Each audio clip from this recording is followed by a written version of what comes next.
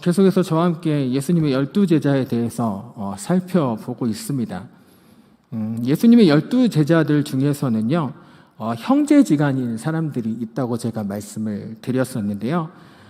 베드로와 안드레가 서로 형제이고, 지난번에 살펴보았던 야고보와 그리고 오늘 살펴볼 요한, 이 두 사람 역시 형제입니다. 그러면 제가 여기서 문제 하나 내보도록 하겠습니다. 긴장하지 마시고요. 문제 낸다고 그러면 애든 어른이든 다 긴장부터 하더라고요. 긴장하지 마시고 편하게 얘기하시면 되겠습니다. 세베대의 아들 야고보와 요한은 서로 형제입니다. 그러면 요한의 아버지는 누구일까요? 그렇죠, 네, 세베대죠. 맞습니다. 똑똑하시네요. 제가 듣기 좋으라고 하는 소리가 아니라 정말 똑똑하신 겁니다. 제가 최근에 친한 그 동생을 만났는데 만나자마자 이렇게 차를 마시고 있는 그 상황 가운데 저한테 이렇게 질문을 하더라고요. 목사님, 송아지 5번만 한번 해보세요. 송아지를 5번 해보라고 시키더라고요. 그래서 송아지 5번 했습니다. 목사님, 송아지 3번만 더 해보세요. 그래서 송아지. 목사님, 그러면 개나리 노래 불러보세요. 개나리 얼룩 개나리. 제가 이렇게 불렀어요. 저처럼 부르신 분 없습니까 혹시? 저한테 대뜸 그러는 겁니다. 틀렸어요. 나리 개나리 입에다가 물고요. 이렇게 부른다는 겁니다. 저를 좀 바보로 만든 것 같아서 혼자 깔깔 웃더니 이번엔 또 이렇게 물어보는 겁니다. 목사님, 100, 200, 300, 400, 500 하고 3번만 해보세요. 제가 이걸 또 하면 바보가 될 것 같더라고요, 분위기가. 근데 또 시키니까 안 할 수가 없어서 했습니다. 100, 200, 300, 400, 500. 100, 200, 300, 400, 500. 100, 200, 300, 400, 500. 그래서 이제 저한테 기습으로 또 질문을 하더라고요. 목사님, 100 다음에 뭘까요? 200 이렇게 떠오르잖아요. 저도 200 그랬습니다. 땡, 목사님 100 다음에는 200이 아니라 101이에요. 이러더라고요. 그래서 제가 이대로 계속 당할 수만은 없어서 역으로 이제 질문을 했습니다. 방금 전에 여러분들께 드린 질문과 똑같은데요. 세베대의 아들 야고보와 요한은 형제야, 그치? 그럼 요한의 아버지는 누굴까? 했더니 이 친구가 하고 곰곰이 생각하더라고요. 이게 그렇게까지 생각해야 될 문제인가 싶은데 하고 생각을 하더니 이렇게 얘기하는 겁니다. 목사님, 우리 다른 이야기 해요. 이렇게 하고 이야기를 끊어버립니다. 20대도 맞추지 못한 문제를 여러분은 맞추셨습니다. 그래서 똑똑하다고 말씀드린 거예요. 이렇게 야고보와 요한은 형제입니다. 이 두 사람이 형제인데 누가 형제 아니랄까 봐 성격도 둘이 꼭 빼닮았습니다. 기억나실지 모르겠는데요. 예수님께서 예루살렘으로 가려고 하실 때 사마리아인들이 살고 있는 마을을 지나서 가야 하셨는데 유대인들과 이 사마리아인들은 서로 적대시하는 관계였기 때문에 이 사마리아인들이 예수님과 그 제자들 일행을 막아섰습니다. 보내주지 않았어요. 이때 야고보가 하늘에서 불을 내려 사마리아 사람들을 멸해버립시다라고 이야기했습니다. 누가복음 9장 54절 말씀에 기록되어 있는데요. 우리가 함께 읽어보도록 하겠습니다. 누가복음 9장 54절입니다. 시작. 제자 야고보와 요한이 이를 보고 이르되 주여, 우리가 불을 명하여 하늘로부터 내려 저들을 멸하라 하기를 원하시나이까. 다시 한번 보시면 하늘에서 불을 내려 사마리아인들을 모두 없애버리자고 말했던 예수님의 제자는 야고보뿐만이 아닙니다. 성경 말씀을 다시 보시면 제자 야고보와 요한이 이르되라고 기록되어 있어요. 야고보와 요한이 이르되. 그러니까 야고보뿐만 아니라 요한도 자신의 형제 그 야고보처럼 불같은 성격을 가지고 있었다는 것이죠. 또 야고보가 예수님의 우편이나 예수님의 좌편에 앉게 해달라고 이야기했을 때 요한도 역시 그 옆에서 형제 야고보와 같이 예수님께 부탁을 했던 말씀이 성경에 기록되어 있습니다. 마가복음 10장 35절에서 37절인데요. 우리가 함께 읽어보도록 하겠습니다. 시작. 세베대의 아들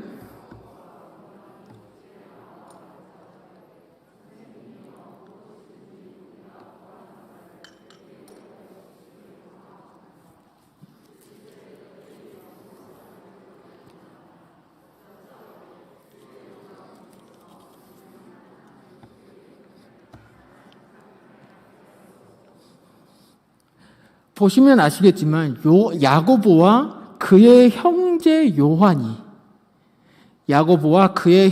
요한이 예수님께 부탁 같은 청탁을 하고 있는 것을 보게 됩니다. 제가 지난번에는 야고보라고만 말씀을 드렸었는데 오늘 성경을 보시면 아시겠지만 야고보와 요한이 예수님께 부탁과 같은 청탁을 하고 있다는 것이죠. 그래서 이 일로 인해서 제자들 사이에서는 다툼이 일어났다고 성경은 기록하고 있습니다. 누가 더 높으냐? 누가 더 낮으냐? 누가 오른편에 있을 것이냐? 누가 예수님의 왼편에 있을 것이냐를 두고 제자들은 서로 다투었다는 거죠.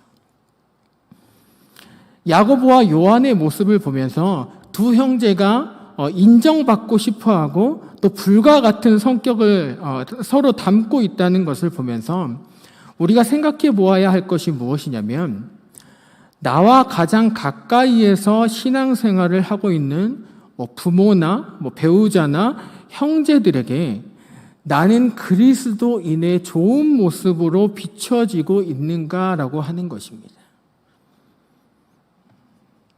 또한 형제는 아니지만 나와 가까이에 있으면서 함께 신앙생활을 하는 다른 성도들에게 나는 어떠한 모습으로 비추어지고 있는가라고 하는 것입니다. 어느 통계기관의 조사 결과에 의하면 우리 교회 사람에게 상처받은 적이 있다라고 응답한 사람이 42.7%나 되더라고요.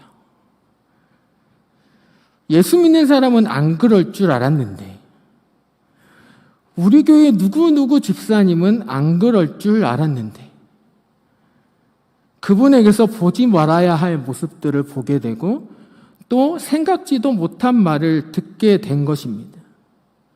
내가 믿고 있었던 그 집사님에게서, 그 권사님에게서. 사람이 둘만 모여도 그 중에서 한 사람은 대장 노릇을 하고 싶어 한다고 하는데요.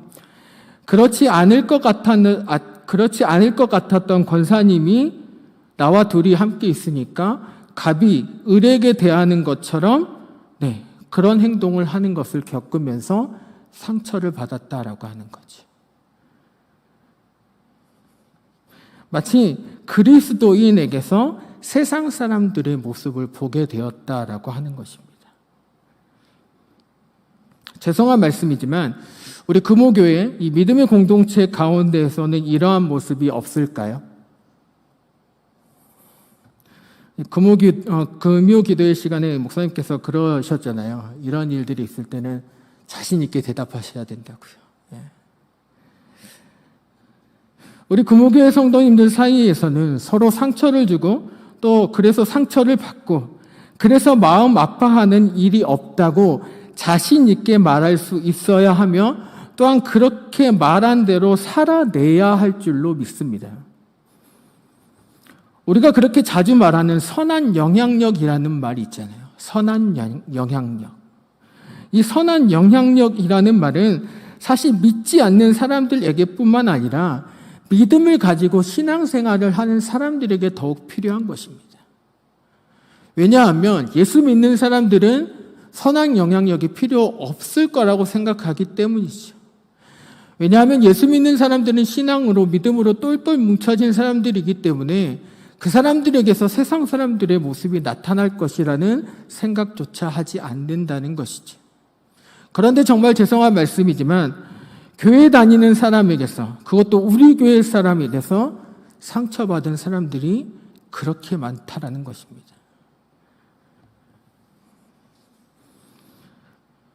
본이 되는 신앙생활, 본이 되는 믿음을 가지고 우리가 서로에게 선한 영향력을 나타내는 성도의 모습이 될 수 있기를 간절히 소망합니다. 당연히 믿지 않는 세상 사람들에게 선한 영향력이 필요하지만 먼저 우리 안에 서로 신앙생활을 하는 사람들의 모습을 통하여서 서로에게 본이 되는 믿음 생활로, 서로에게 보여주는 선한 영향력을 통하여서 그렇게 믿음 안에서 똘똘 뭉쳐지는 우리 금옥교회 믿음의 공동체가 될 수 있기를 간절히 소망합니다. 두 번째로 요한은요, 이기주의가 참 강한 사람이었습니다. 누가복음 9장 말씀에 보면요, 귀신을 쫓아내는 모습을 기록하고 있는데 누가복음 9장 49절 말씀을 우리가 함께 읽어보도록 하겠습니다. 시작. 요한이 여짜오되 주여 어떤 사람이 주의 이름으로 귀신을 내쫓는 것을 우리가 보고 우리와 함께 따르지 아니하므로 금하였나이다. 요한은 지금 예수님께 고자질을 하고 있습니다. 일러 바치고 있어요. 뭐라고 이야기하느냐? 우리와 함께 하지 않은 어떤 누군가가 귀신을 쫓아냈다는 것입니다. 그래서 다시는 그가 귀신 쫓는 일을 하지 못하도록 했다는 거죠. 아마도 요한은 이렇게 말하면서 은근히 예수님의 칭찬을 기대했는지도 모르겠습니다. 애들 보면 그런 모습들 보잖아요. 엄마, 형아가 공놀이 하다가 유리창 깼어. 이렇게 일러 바치면서 은근히 형아가 잘못한 것을 엄마에게 이야기했기 때문에 어떤 조금의 칭찬을, 대가를 바라는 그런 모습이 요한에게도 나타난다는 것이지. 우리가 아닌 다른 어떤 누군가가 귀신 쫓는 일을 행했다는 겁니다. 근데 그 일을 하지 못하도록 막아버렸다는 거죠.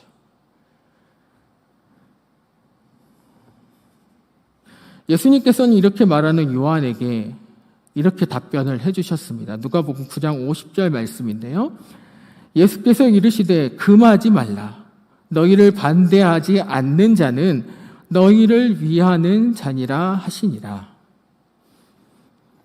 요한은 자신들과 함께하는 제자들이 아닌 어떤 누군가가 예수님의 이름으로 귀신을 쫓아내는 모습을 보면서 생각했습니다. 아니, 예수님의 제자도 아닌 사람이 귀신을 쫓는다고? 도대체 소속이 어디야? 누구 밑에서 일하는 사람이지? 라고 하면서 어떤 속 좁은 사람의 모습을 하고 있는 것이죠.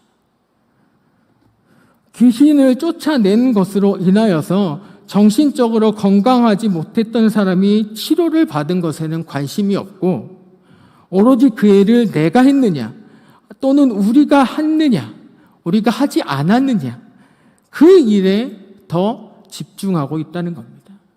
그 일이 더 중요하다는 거죠. 귀신을 쫓아내고 그래서 병고침을 받은 사람에게는 관심이 하나도 없고 그 일을 누가 했느냐 그 중에서도 또 그 일을 내가 했느냐 우리가 했느냐 그것이 더 중요하게 느껴진다는 거죠.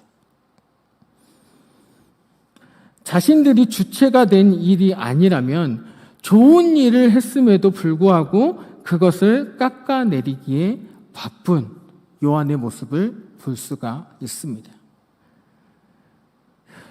그 사람들이, 저들이 예수님의 이름을 사칭하면서 나쁜 일을 했다면 문제를 삼을 수가 있겠죠.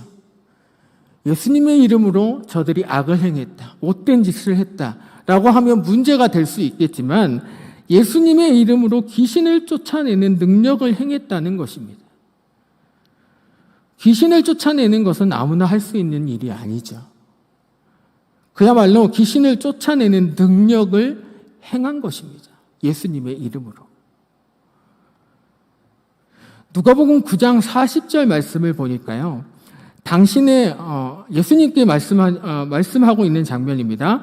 당신의 제자들에게 내쫓아 주기를 구하였으나 그들이 능히 못하더이다 라고 이야기하고 있습니다.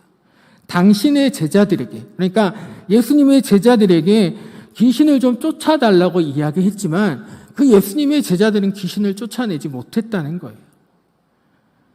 우리가 그런 말을 합니다. 꼬래, 이런 말 많이 하지. 꼬래, 응? 예수님의 제자라고 하면서 응? 귀신도 못 쫓아? 그런데 어떤 누군가가 그 귀신 쫓는 일을 해버린 거예요. 그러니까 요한의 입장에서, 예수님의 제자들의 입장에서는 괜한 질투심에 다시는 귀신 쫓는 일을 하지 말라라고 이야기했다는 것입니다. 제가 사역을 했던 교회에서는 이런 일이 있었습니다. 고등부를 맡아서 사역을 하고 있었는데 피아노 반주를 할 수 있는 다음 주자가 없다 보니까 얼른 컨택을 해서 키워나가야 되겠다. 그래서 교사회의 시간에 제가 이야기를 했어요. 선생님들도 알다시피 내년에는 반주할 사람이 없잖아요. 그래서 이전에 피아노를 배웠던 아이들 중에서, 학생들 중에서 반주법을 배울 수 있도록 피아노를 전공하신 선생님께 수업료를 드리고 다음 주자를 세워나갔으면 좋겠습니다. 이렇게 이야기했더니 선생님들 반응이 그저 그렇더라고요. 우리 애들 중에서 피아노 칠 수 있는 애들이 있을까요? 라고 물어보시더니 제가 그렇게 이야기했습니다. 제가 알아보니까 누구누구 학생이 재작년까지 피아노를 배웠다더라고요. 그 친구한테 살짝 물어봤더니 본인도 그렇고 엄마도 그렇고 교회에서 봉사하시는 것을 원하신다고 하십니다. 그랬더니 대뜸 선생님들이 하시는 말씀이 뭐냐면 그 애는 내년에 고3인데 우리 부서 예산을 써서 투자를 할 필요가 있을까요? 라고 이야기하시는 거예요. 이 교회는요, 전통이라고 해야 될지 모르겠지만 고3 2학기가 되면 학생들이 찬양팀 일을 다 내려놓습니다. 아마 수능을 준비하기 위해서 그러겠죠. 그래서 고3 2학기가 되면 모든 찬양팀 일들을 다 내려놔요. 그래서 지금 2학년인 학생을 가르쳐봐야 길면 1년, 짧게는 6개월밖에 반주를 못하기 때문에 차라리 지금 있는 학생들 중에서 1학년 학생으로 좀 알아봅시다라고 하는 거예요. 제가 안 알아봤을까요? 아무리 찾아봐도 지금 2학년인 그 학생만 최근까지 피아노를 배웠기 때문에 다른 누군가가 없더라고요.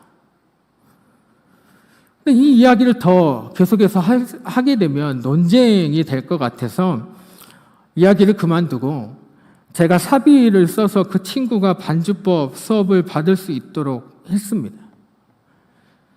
맞습니다. 제 자랑입니다. 농담이고요. 이 친구가 반주법 수업을 하기 전에 제가 불러다가 이야기를 했습니다. 선생님들이 이러한 이유 때문에 좀 꺼려 하시는 것 같다. 그래, 이해는 해. 선생님들 하시는 말씀이 이해는 돼. 근데 있잖아, 당장에 우리 교회에서는 얼마 쓰임받지 못하겠지만 넓게 보면 고등학교를 졸업하고 대학에 가서 어느 교회를 다닐지는 모르겠지만 그 교회에서도 반주로 봉사할 것이고 또 결국에는 하나님께 쓰임받는 일이지 않겠니? 라고 이야기했습니다. 그 일이 계기가 되어서 지금은 호신대 음악학과를 다니면서 광주에 있는 모 교회에서 피아노 반주로 봉사를 하고 있습니다.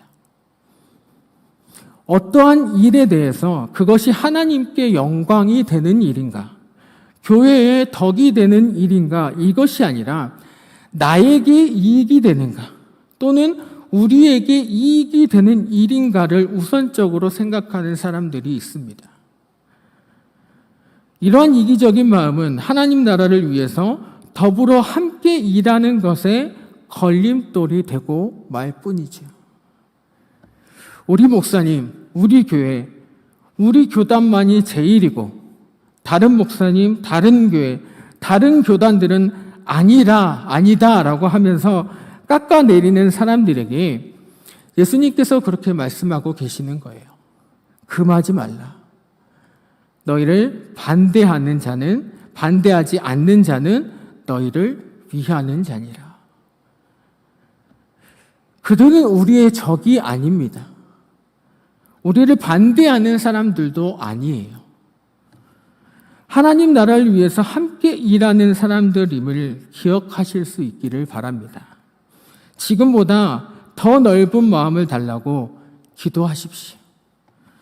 그리고 모두를 포용할 수 있는 넓은 마음을 달라고 기도하시기를 바랍니다.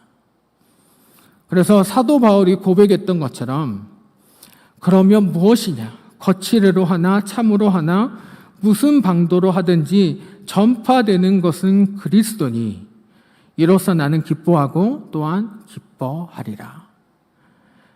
사도 바울이 고백했던 것처럼 하나님 나라를 위해 더불어 함께 일하는 기쁨을 누리시는 성도님들이 되기를 간절히 소망합니다.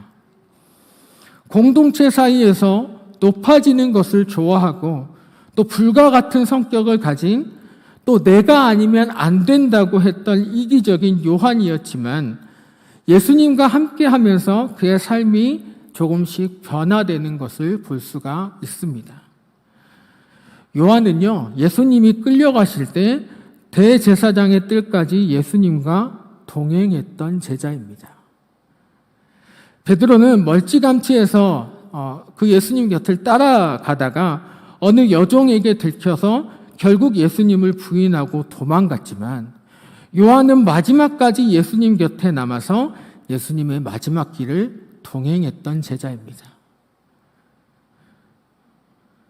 예수님께서 너희가 다 나를 버리리라 말씀하셨을 때 모든 제자들이 죽을지언정 절대로 주를 버리지 않겠다고 맹세를 하였지만 다들 헛된 맹세였고 요한 한 사람만 그 맹세를 지켰던 것입니다. 그리고 요한은 예수님께서 십자가에 달리셨을 때 예수님 곁에 있었던 유일한 제자입니다. 그래서 요한복음에 보면 다른 공간 복음서에는 기록되어 있지 않는 예수님의 최후의 말씀들이 기록되어 있습니다. 내가 목마르다, 내가 다 이루었다, 이런 말씀들이죠. 그리고 요한은 예수님이 죽으시고 또 부활하셨을 때 그 예수님이 부활하셨다는 소식을 듣고 제자들 중에서 가장 먼저 예수님께서 계신 무덤으로 달려간 사람입니다. 그야말로 요한은 예수님을 가까이 하면서 살아갔다는 거죠. 예수님과 가장 가까운 곳에서. 이것은 우리가 얼마나 교회를 오래 다녔는가 이것과는 상관이 없습니다. 우리가 얼마나 주님과 가까이 하며 교제하는 삶을 살았는가가 중요한 것이죠. 나는 주님을 절대 버리지 않겠습니다 라고 모든 제자들이 맹세를 했지만 베드로는 예수님께서 끌려가시던 날에 예수님과 멀리 떨어져 있었습니다. 그러다 여종에게 들켜서 결국 예수님을 모른다고 부인하지 않았습니까? 우리도 신앙생활을 한다고 하면서 베드로처럼 예수님 곁을 빙빙 돌고 있지는 않습니까? 다른 사람은 몰라도 나는 절대로 예수님을 배신하지 않겠다고 했지만 내가 분리할 때에는 나의 필요에 따라서 예수님을 모른다고 부인하는 삶을 살고 있지는 않습니까? 요한은 어쩌면 예수님의 유언이라고 할 수 있는 예수님의 마지막 말씀까지 들으면서 예수님과 또 예수님께서 달리신 십자가와 가장 가까이에 있었던 예수님의 제자입니다. 이 모습을 기억하면서 우리들도 또한 예수님과 가장 가까운 곳에서 또 예수님과 교제하며 예수님과 동행하는 삶을 살 수 있기를 간절히 바랍니다.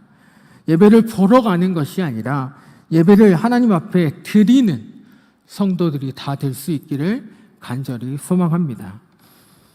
요한이 예수님과 가까이 하면서 가장 변화가 하면서 변화가 된 가장 큰 것 중에 하나는요, 자기 자신을 사랑하시는 제자라고 표현하고 있다는 것입니다. 제자들 사이에서 다툼을 일으킬 만큼 흔히 말해서 튀고 싶어 했던 사람이 이제는 자신의 이름을 거론하지 않고 감추고 있다는 거죠. 자기 자신을 요한이라고 표현하지 않고 사랑하시는 제자라고 표현했다는 겁니다. 오늘 우리가 읽었던 요한복음 19장 26절 말씀을 보면요, 예수님께서 자신의 어머니 마리아를 요한에게 부탁하고 있는데, 요한은 자기 자신을 뭐라고 표현하고 있는지 우리 요한복음 19장 26절 말씀을 함께 읽어보도록 하겠습니다. 시작. 예수께서 자기의 어머니와 사랑하시는 제자가 곁에 서 있는 것을 보시고 어머니께 말씀하시되 여자여 보소서 아드니이다 하시고, 요한은 자신이 기록한 요한복음에서 자신의 이름을 아예 감추었습니다. 예수님 우편에 있든지 예수님 좌편에 있든지 어떻게든 자신의 이름을 알리고 자신의 이름을 남기고 싶어 했던, 그리고 그 누구보다 큰 사람이, 높은 사람이 되고 싶어 했던 요한이 이제는 예수님과 가까이 하면서 알게 된 거죠. 내 이름이 드러나는 것이 뭐가 그렇게 중요한 것인가. 그래서 자기 자신을 요한이라고 표현하지 않고 사랑하시는 제자라고 표현하고 있는 것을 우리가 볼 수가 있습니다. 그러면 왜 요한은 자기 자신을, 다른 많은 수식어들도 있을 텐데 왜 사랑하시는 제자라고 표현을 했을까요? 제가 지난주에 오랜만에 친구를 만나서 차를 한 잔 마시게 되었는데요, 그 자리에서 그 친구가 이런 얘기를 하더라고요. 뭐 하고 있어? 얼른 결혼해야지. 사람들이 결혼은 미친 짓이다라고 하는데, 결혼하면 얼마나 좋은 것이 많은데, 연애할 때는 서로 죽고 못 살면서 결혼하면 의리로 같이 산다고 그러잖아. 근데 나는 아직도 연애하는 기분이야. 아내가 나를 사랑하고 있다는 것을 매일 느끼고 있다니까, 이렇게 얘기하더라고요. 그래서 그 뜨거운 커피를 얼굴에 부어버리고 싶었습니다. 아무리 자기가 좋아도 그렇지, 결혼도 안 한 사람 앞에서 그게 할 소리입니까? 네. 혹시 여러분도 나의 배우자가 나를 사랑하고 있다는 것을 느끼면서 살아가시나요? 제가 괜한 것을 물어봤습니까? 예배 끝나고 집에 가셔서 남편한테 또한 아내한테 아까 목사님이 물어보는데 대답 못하더라 이러지 마십시오. 여기서 다 잊어버리십시오. 제가 괜한 것을 물어본 것 같네요. 네. 아무튼 결혼 7년 차가 된 이 친구가 아직도 아내가 자기를 사랑한다는 것을 매 순간 느끼고 있다고 해서 제가 한번 물어봤습니다. 남들은 다 정으로 산다고 그러는데 너는 무슨 자신감으로 아내가 아직도 사랑하고 있다고 말하는 거야? 그 친구가 이렇게 대답하는 것입니다. 모르겠는데 나는 그저 매일 아내한테 사랑받고 있다는 것을 느낄 뿐이야. 저도 한때는 자주 사랑한다고 고백하는 여자가 있었습니다. 전화할 때마다 사랑합니다 고객님 이렇게 얘기를 하더라고요. 그래서 대출 좀 받으라고요. 근데 얼마 전에 기사를 보니까 그 여자분도 잡혔다 그러더라고요. 보이스피싱범으로. 그래서 이제 저한테 사랑합니다라고 얘기할 여자가 없더라고요. 네. 어떠한 뭔가 자세한 상황에 대해서는 이야기하지 않았지만 자신이 사랑받고 있다는 것을 아는 사람은 자신 있게 그렇게 고백할 수가 있습니다. 뭔가 어떤 수식어를 붙여가는 것이 아니라 아니 그냥 내가 느낌이 그래. 아내가 나를 사랑하는 것 같다. 마찬가지입니다. 요한도 자기 자신을 예수님께서 사랑하시는 제자라고 표현하고 있는데 그것은 예수님께서 자신을 사랑하고 있다는 것을 요한 스스로가 느끼고 있었기 때문에 그렇게 자신을 예수님께서 사랑하시는 제자라고 표현했던 것이죠. 늘 예수님께서 나를 사랑하신다고 하는 그런 감격 속에서 살아갔던 것입니다.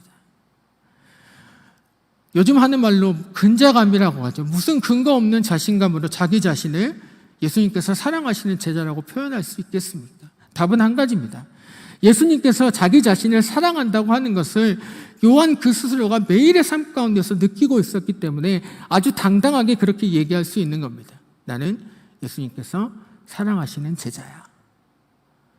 너희들은 뭐라고 얘기할지 모르겠지만 나는 매 순간마다 예수님께서 나를 사랑하고 계신다고 하는 것을 느끼고 있어. 나는 매 순간 그 예수님을 사랑하는, 예수님께서 사랑하신다고 하는 그 감격 가운데 살아가고 있어. 그래서 요한이 그 스스로를 나는 예수님께서 사랑하시는 제자다라고 표현하고 있는 겁니다.